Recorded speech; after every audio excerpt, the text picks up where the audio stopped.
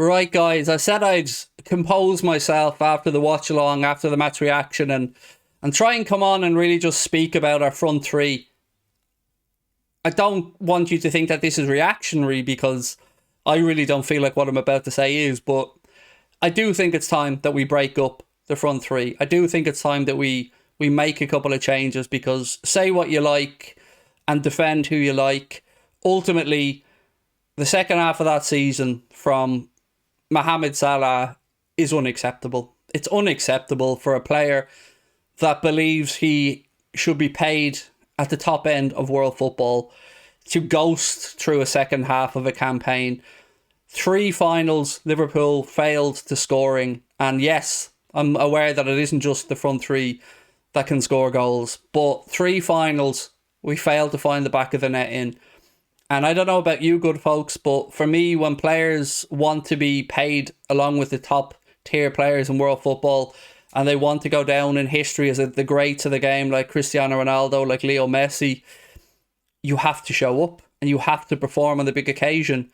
And they haven't, ultimately. We've won two finals on penalties. And today we came up against a very good goalkeeper in Thibaut Courtois.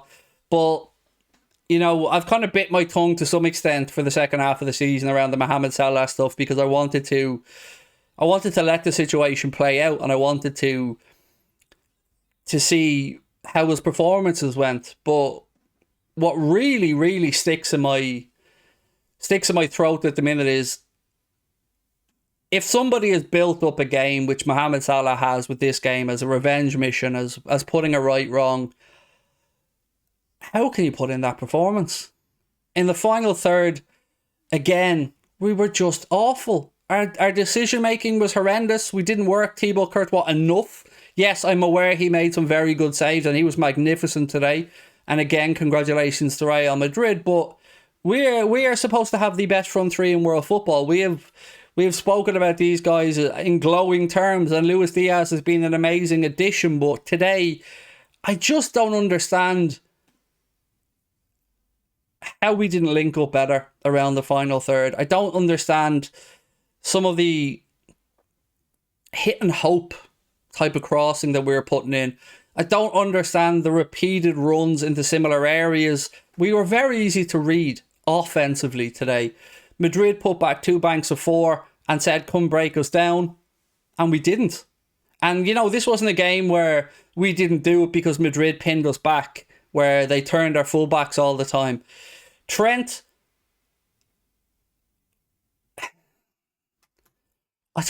ironically, I thought Trent defended well today. But in the final third, there was just zero composure. Just like you look at Valverde in the position that he was. He plays it right across the front of goal, across the 6-yard box. And Vinicius Jr. was there at the far post. They created the overload and they utilised the situation and were clinical. We had, and I don't know the exact number off the top of my head, but certainly I feel like it was at least 25 attempts on goal. And yet again, didn't score. Now, this isn't all Mohamed Salah's fault by any stretch of the imagination, but he is entirely too predictable these days, and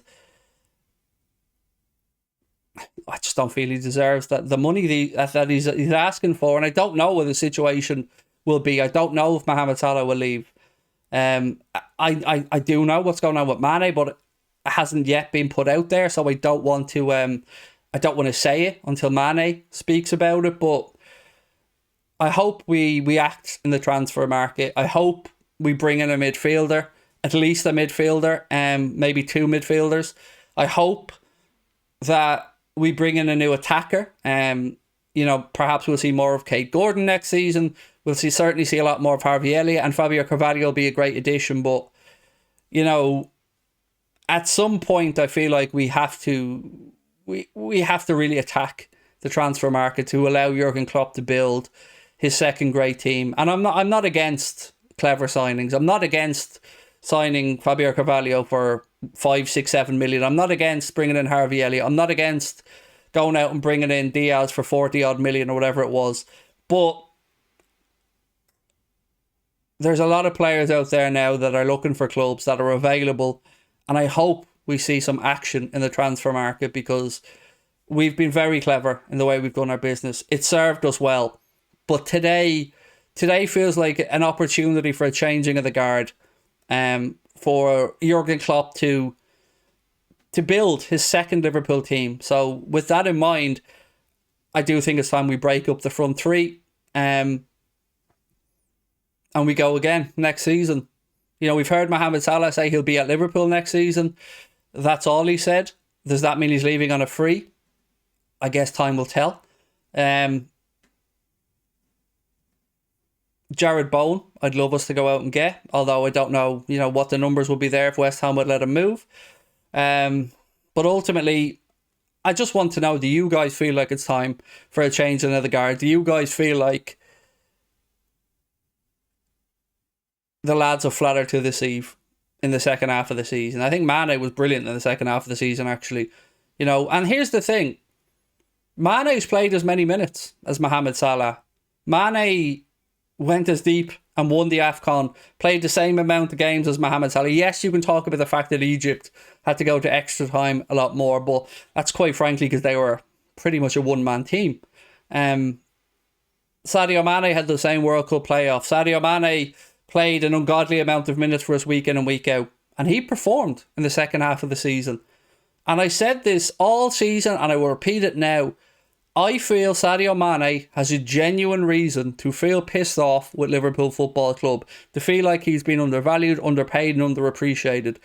If the rumoured wages are to be believed as true, the fact that Bobby Firmino earns reportedly 180 grand a week before bonuses, the fact that Mohamed Salah earns 220 grand a week before bonuses, and the fact that, again, if these figures are correct, Sadio Mane earns less than 120 grand a week, he's right to feel a little bit unloved. He's right to feel a little bit aggrieved that all the focus has been on Mohamed Salah, and all the focus has been on renewing Mohamed Salah's contract, and all the focus has been about how will this affect Mohamed Salah, how did this affect Mohamed Salah, how will this situation affect Mohamed Salah. You know what didn't help?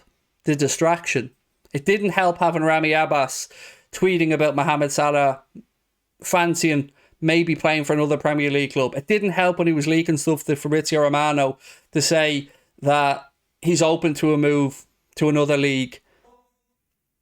He should have just kept his trap shut and let his football do the talking. And if you want to earn the big bucks, if you want to be paid like one of the greatest players to grace the football pitch, you got to act like it. And look, the club certainly have a part to play in all of this as well. I am absolutely astonished that we allowed 5 of our senior players to run down their contracts to within 1 year. Sadio Mane, Roberto Firmino, Mohamed Salah, Naby Keita and Alex Oxlade-Chamberlain. The plan for some of them will have been to move them on. I have no doubt. If that's the case, fine.